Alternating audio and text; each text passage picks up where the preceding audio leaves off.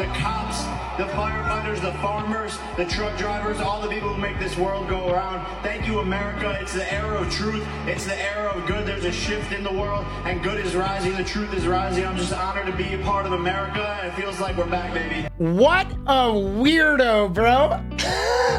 Dude, his speech about America being back was to identify what he perceives to be a certain segment of America. But wow, dude, Jake Paul has nothing to do with that side of America. He's never worked a fucking day in his life. These guys are rich kids from the schmanciest suburb of Cleveland. We're the teachers. Why didn't he thank the teachers, guys? An era of truth is what he calls it. When Donald Trump's entire campaign was built on lies. Dude, these guys are so gross. Even in the wake of winning the election, they're not any happier. They are entirely as miserable as they were before they won the election.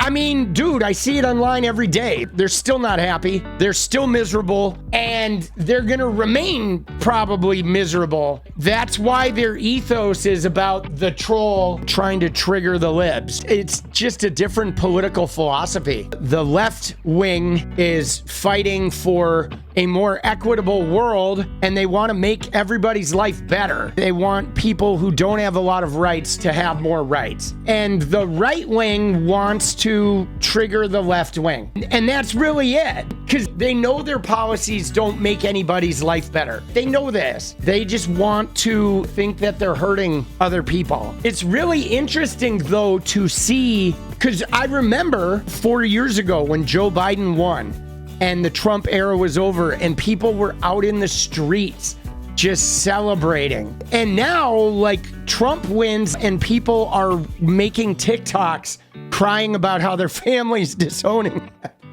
I mean, it's a very different vibe, right? Or like I saw people today, I think this is relevant, about the NFL dance. Everybody's making a big deal about this dance, right? Which, I mean, I guess is a Trump dance. But Trump's dance is actually with his arms up here. But I guess this is now supposedly a Trumpish sort of dance. But the thing about it is, though, is like, look at this guy, Geiger Capital. He says an absolute culture shift in America because this guy did that dance.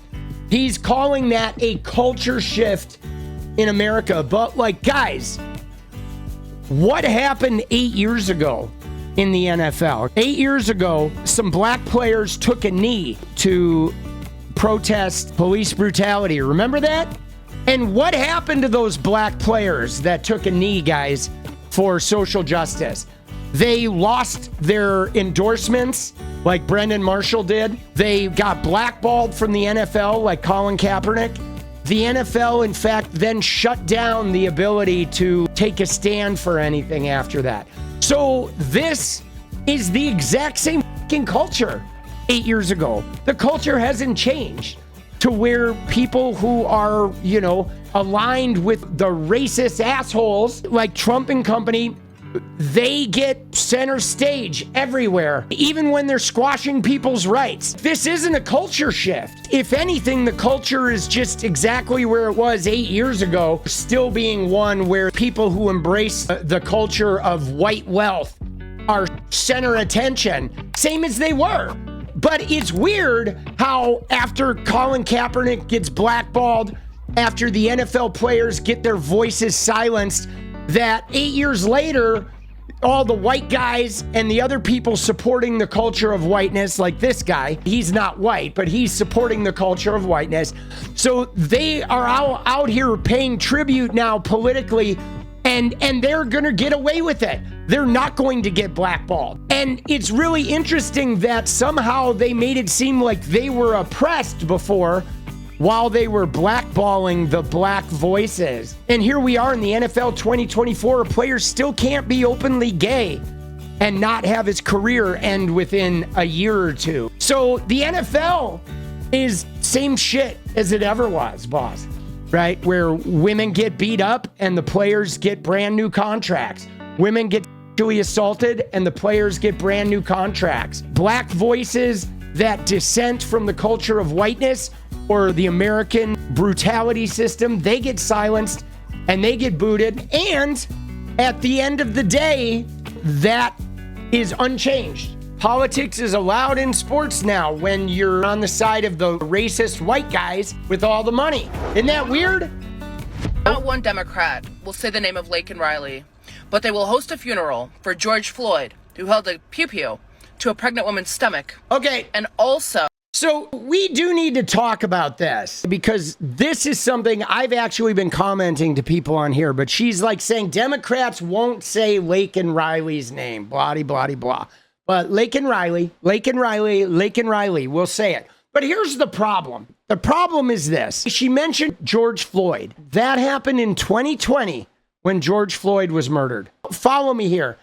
So we are now 4 years later from George Floyd's murder. Every year since 2020, 5,000 women have been murdered. On average, 5,000 every year. So 2020, 2021, 2022, 2023, 2024. That's 5 times 5 is 25,000 women have been murdered since George Floyd died. 25,000. I have not seen any of these MAGA accounts mention that. They've never said, wow, 5,000 women died this year. What are we doing to help women? 5,000 women died this year. Many of them were killed by their romantic partners. We should pass some gun laws to prevent abusive spouses from being able to get guns and kill some of those 5,000 women. Nope. They've said nothing. They've mentioned no women's names while 25,000 of them died. Nothing. Not a peep. You know what I'm saying? Tick a lock, as my mom used to say. But then one woman dies at the hands of an undocumented brown person in an election year. In an election year that the person who's trying to win, who's using the Laken Riley's name, who smiled with a little signed autograph picture, that guy killed a border bill that would have helped, but he killed it because he wanted to just get back into office. But they have not stopped talking about that one woman all year. And that's the only woman they want to talk about. But like, dude, 25,000 women have died since George Floyd. And we're not saying we're afraid to say Laken Riley, but we're not going to focus solely on Laken Riley when she's 25,001.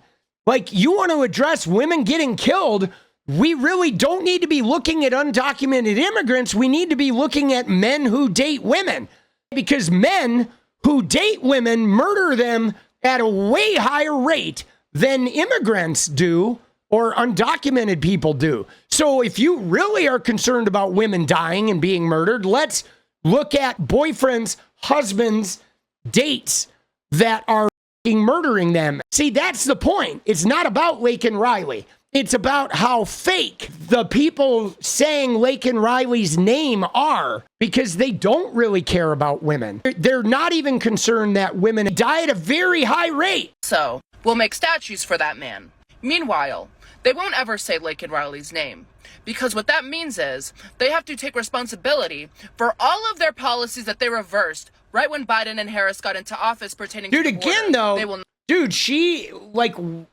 why is she so angry? She posted this 47 minutes ago, and she's still talking about Laken Riley.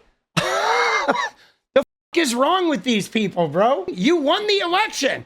We get it. You won the election, and now you have both houses of Congress. So that means no women are going to get murdered ever again. No woman will ever die at the hands of an undocumented person again now that you've won the election. We get it, right? But you're still angry. not attend the funeral of Laken Riley, but they will attend the funeral and make a fucking gold casket for a man who was on Fent and bitch and march in the fucking streets, but they won't ever.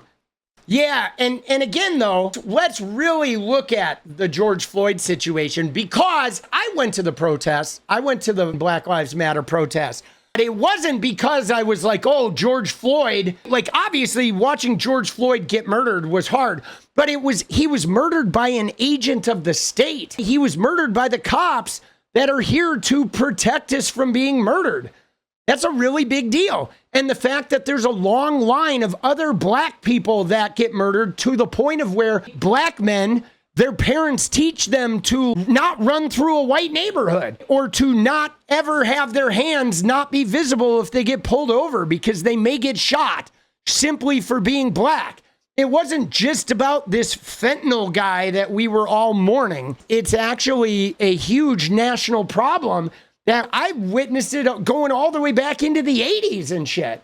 And I mean, if you go further back, it was people like her going to the park, watching a black person get lynched by a bunch of white people because they thought he said something to a white woman. On some level, they know that this is fraudulent. They have to. That's probably why they continually need to come into our spaces and keep provoking like all this negativity and shit, and why they're belly aching every time they have consequences.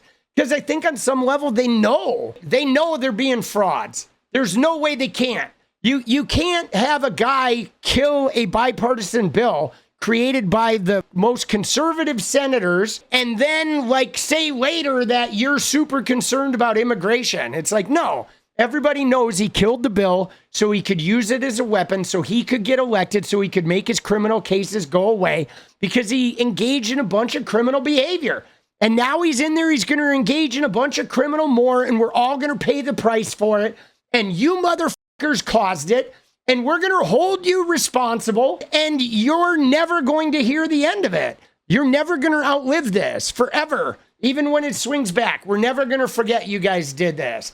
We're going to clean up the mess, whether it takes us 10, 20, 50 years, just like we cleaned up the mess when y'all did segregation. Back then, it was the people that were, believing in the police power, believing that black people shouldn't have as many rights, et cetera, et cetera. It was these people who were afraid of immigration, who wanted black people to not be president or be in power. They wanted women to have kids and not careers. They wanted to stop abortion rights. They were fine with segregation.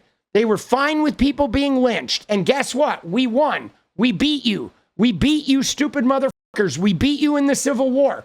We will beat you this time too. It doesn't matter if you have a temporary victory. There were all kinds of temporary victories for segregation. There were all kinds of temporary victories for the slave owners, but you will not win, because the fact of the matter is white people can walk around feeling like they're being oppressed, especially white men, because Charlie Kirk and Andrew Tate told you you're being repressed, right? Like Myron Gaines said, the women and the LGBTQ, they're out to get you. You can fake like you're oppressed, but you're not actually oppressed. And the people who are losing their rights, the gay, the trans, the women, they're actually being oppressed, and they have been oppressed. And they're going to continue fighting with much more vigor. They are, okay? You were able to summon an election and get Donald Trump in there, but guess what? It's going to cause you a whole bunch of pain. And the people that are going to fight harder are always the ones that are actually losing their rights, which is why all of this red pill shit, and they're wearing their crosses, and she's going to sit here basically implying that all the people coming into the country are rapists and shit from her little white Christian pulpit. But like, dude, it's trash, bro. It's really interesting that the MAGA crowd has been screaming from the rooftops that it's okay to have a difference in opinion. We shouldn't let differences of opinions come between us. But when I say that I think maybe you should get what you voted for, which is the whole point of voting, I fear. Yes. Suddenly we understand that some opinions can hurt people, that opinions can be harmful, and it's okay to cut people off because of difference of opinions. Almost like that's what we've been saying the whole time. I find it interesting because it's almost like my point was to face you with the very real consequences of your actions that for some reason you didn't think would hurt you. But when I point out that it might, that you don't get a pass, that this is going to hurt all women, suddenly I'm the one who did that? Well, I mean, that's kind of the MAGA way though, right? I mean, isn't that what MAGA does? MAGA says we have racism because a black man became president. They're like, oh, you know, we've had racism ever since Obama. So Obama caused the racism. And it's like, no, he didn't. People of color have been telling us about the racism for generations. Nobody listened to them when they were getting lynched and they were segregated. And then after they got some freedom and they were getting redlined in porn, nobody listened to them. Nobody believed they were getting beat up by the cops until we saw it on camera with Rodney King. And even then, the cops got off. And then here we are. Rodney King was in the early 90s. And 30 years later, we watched George Floyd get murdered in cold blood.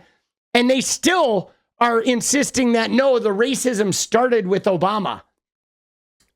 Bro, that's their shtick. Their shtick is like, no, you know, DEI is causing the racism. And it's like, what are they talking about? I didn't. I voted for women to be safe. I voted for women to be able to get health care. You said you don't want that because you thought like, oh, I'm fine. It's not going to hurt me. When I point out to you, that's what you voted for. That's what you wanted. That's what you said was okay when you filled out that ballot. Then they start crying. Suddenly, we understand the gravity of the situation. Suddenly, we understand that opinions can hurt people. It's like you guys run right into the point, but you still don't get it somehow. They're so crazy. I mean, have you noticed how they're still angry? They are. They're still so pissed. They're like, they won. And they're like, now they're like, oh, we won. We got to troll even harder. It's like, bro, you're so pissed. I don't get it. And I will say this, though. Because I've gotten a lot of sort of where people have said that, oh, you're cutting off Trumpers because, you know, you lost the election. But it's like, no, even if Kamala won, the Trumpers were going to get cut out of our lives. Even if Kamala won, it's not like I was going to take people that are voting against human rights and I'm going to be friends with them. I mean, I've watched it in real life. I watched, you know, Jenny was part of a yoga studio that had yoga instructors, and Trumpism separated and sort of polarized that yoga studio to where there was one of the yoga teachers that was a friend of Jenny's, and she was a red pillar. And basically none of the other yoga instructors wanted to have anything to do with her. And eventually her friendship with Jenny fell apart too, because you can't. It's not possible for somebody who cares about human rights to be friends with somebody who votes against human rights. Like, you can't restrict the rights of women and gay and trans people or people of color and then expect people who value human rights to forgive you for that. Those are not forgivable things. If there's somebody out there who's a rapist and a sexual abuser, and you make that person your good friend, all of the people who are anti-rape and sexual abuse are going to cut you out of their life. They're going to look at you and say, wow, there's actually something really wrong with your moral code to be taking care of and partnering up with a rapist and a sexual abuser. And you're saying that you're doing that because they're promising you more money or cheaper gas or better prices. But we're saying we don't care what they promise because I'm not aligning with the rapist for money. I'm not aligning with the rapist, period. I'm not aligning with people who align with rapists. Like, if we rolled back to the civil rights movement, let's look at the Jerry Jones photo in the civil rights movement. I think this is a great example. This is him in 1957. I don't know what state this was in, but there were battles in the South with the desegregation of school. In Little Rock, Arkansas, we looked at the Little Rock 9. We looked at this photo yesterday. The one where they said race mixing is communism. Remember this image? This was in Little Rock, Arkansas. People had started integrating the schools, and the white people were like, no fucking way. And they were trying to say race mixing was communism. They were trying to prevent it. They were showing up in mass.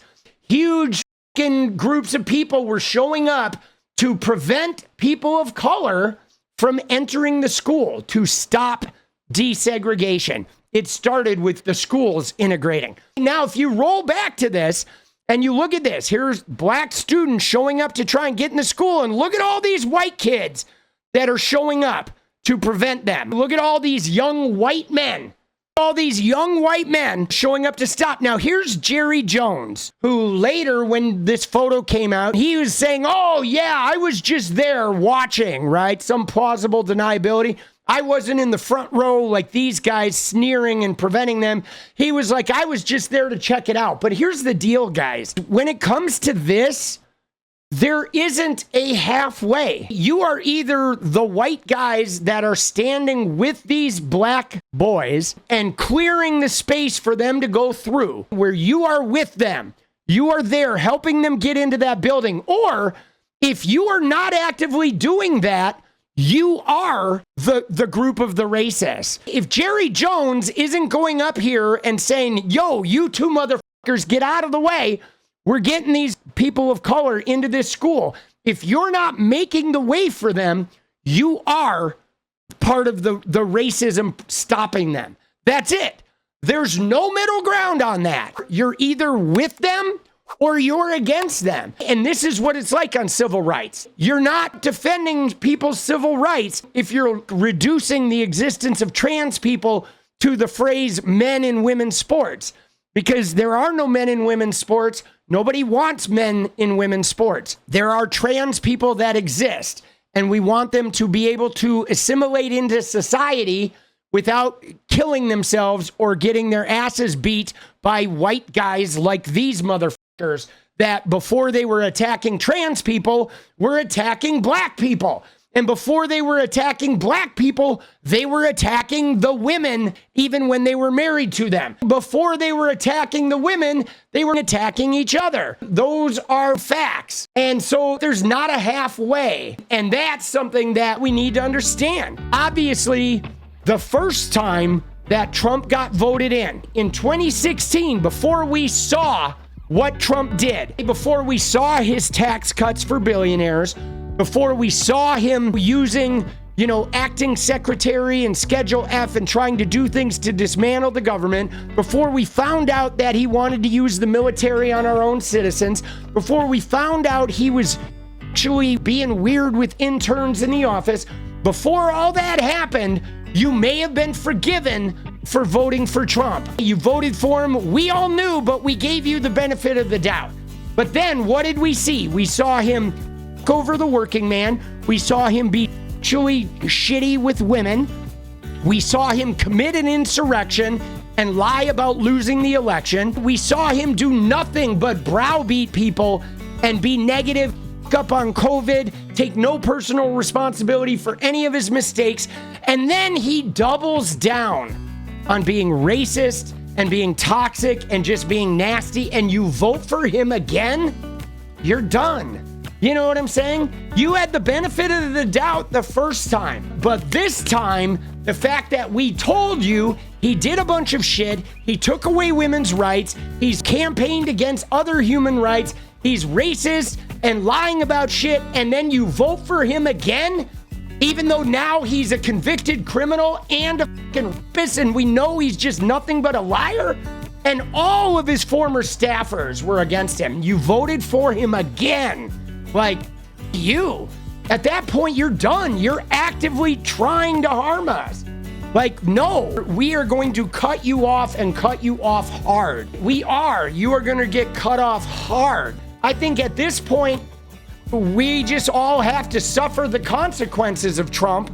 And then when these people eat shit for years, then we'll fucking rebuild for them and they'll still hate us afterwards. We'll eat shit for 4 years or 8 years or whatever, and then we'll rebuild it like we always do, like we did after Reagan, like we did after Bush, like we'll do after Trump, like we did after his first one. We'll rebuild, we'll fix all the shit, we'll rescue everything, and these stupid motherfuckers will be hating us even then, right? After we do it for them for the 50th fucking time, right?